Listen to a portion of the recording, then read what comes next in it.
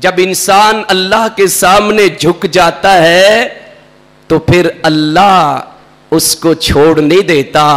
پھر اللہ جب دنیا کے سارے لوگ اس بندے کے اوپر نظریں جما کے بیٹھے ہوتے ہیں, جو سوچ رہے ہوتے ہیں, جو پلاننگ کر رہے ہوتے ہیں, جو منصوبہ بندی کر رہے ہوتے ہیں کہ بس ابھی ابراہیم علیہ السلام کو آگ میں پھینکا جائے گا اور ابراہیم علیہ السلام جل کے راکھ بن جائیں گے, نام و نشان مٹ جائے گا.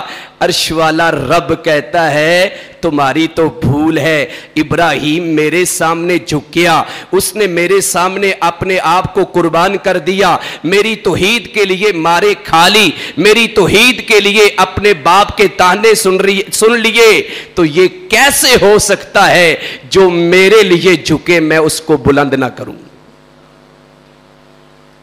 جو اللہ کے لیے جھک جاتا ہے اللہ اس کو کیا کرتا ہے؟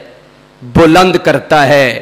جھکنے والوں نے رفتیں پائیں, جو جھکا نہیں ہے وہ تباہ ہو گیا.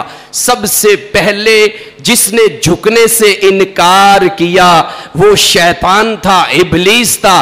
ابا واستکبر وکان من الکافرین. سورۃ البقرہ کے آغاز میں جب اللہ سبحانہ و تعالی نے آدم علیہ السلام کا قصہ بیان کیا تو اللہ نے اس کو کہا کہ میرے بنائے ہوئے بندے کو سجدہ کرو.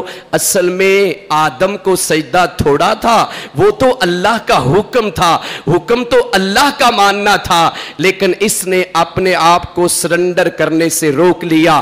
اس نے جھکاؤ کی طرف جانے کی بجائے اکڑنا پسند کیا, تکبر کو پسند کیا. اللہ نے دھدکار کے اس کو نکال دیا اور اعلان کر دیا کہ یہ جہنم میں جائے گا. اور یہ تکبر کی صفت جو بندہ اپنے اندر لے کے آئے گا, جس طرح یہ شیطان جہنم میں جائے گا وہ متکبر شخص بھی جہنم میں جائے گا.